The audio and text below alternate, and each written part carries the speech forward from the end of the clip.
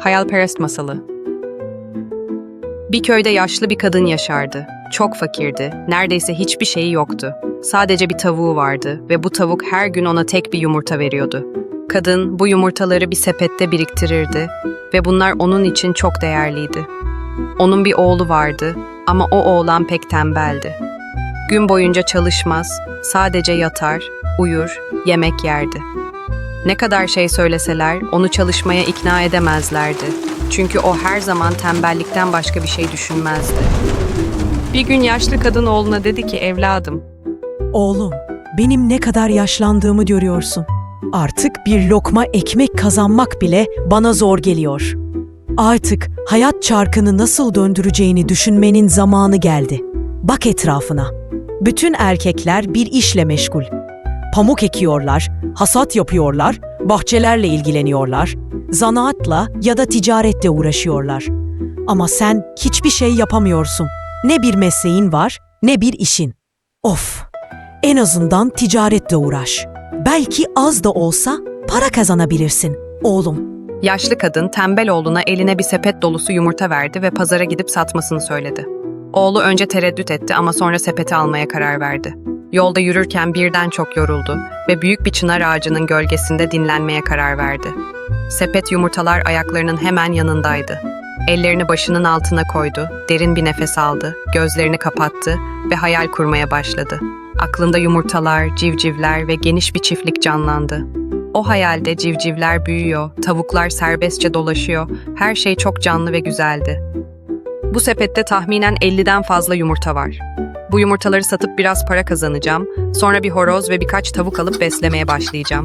Tavuğum tam 100 yumurta bıraktığında o yumurtaları kuluçkaya yatıracağım.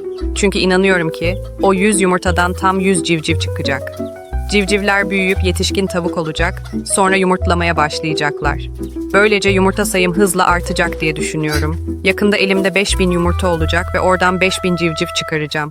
Bu iş büyüyüp ticaretim de gelişecek, ben de emeğimle zengin olacağım. 5000 tavuk.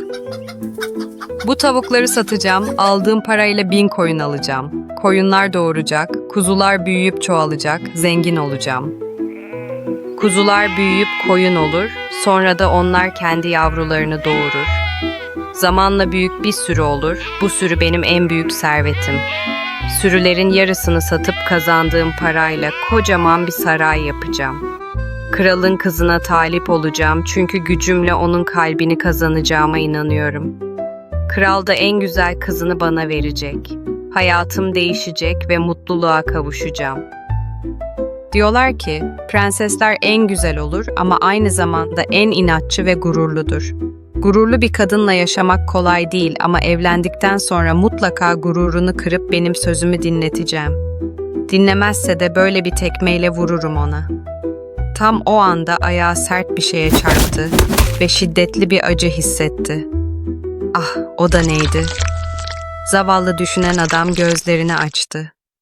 Ve ne gördü? Sepet yola devrilmişti. Maalesef tüm yumurtalar kırılmıştı, hiç sağlam kalmamıştı. Bu durum onun için büyük bir felaketti. Akşam olunca aklına yalnız annesi geldi. Kalbi sızladı. Gözleri doldu ve yaşlarla doldu. Boş ellerle ağaç altından kalktı. Sessizce yürümeye başladı. Yolda karşısına yaşlı bir adam çıktı.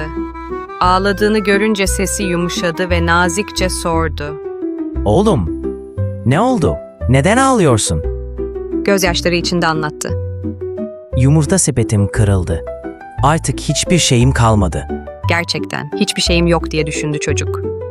Adamın kalbi ona öyle bir acı duydu ki yavaşça elindeki kemanı çocuğa doğru uzattı ve sessizce ama içtenlikle şöyle dedi. Al, o benim sana hediyem. Keman çalmayı öğren. O sana rızık, şans ve yol açacaktır. Bu sözleri söyledikten sonra yaşlı adam ışıkta bir gölge gibi kayboldu. Çocuk büyük şehre geldi. Şehrin kenarında güzel bir orman ve şırıldayan bir nehir vardı. Her gün ağaçların gölgesinde ve suyun rahatlatıcı sesi eşliğinde keman çalmaya çalışıyordu. Günler geçiyor, aylar geçiyordu. Müziği gittikçe güzelleşiyordu.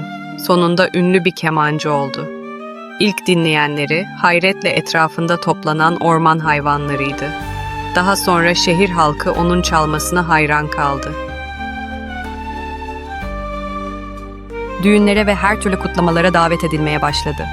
Böylece çocuk kısa zamanda refaha kavuştu ve çok daha iyi, huzurlu bir hayat yaşamaya başladı. Sonra başı dik, sevgiyle dolu kalbiyle köyüne geri döndü.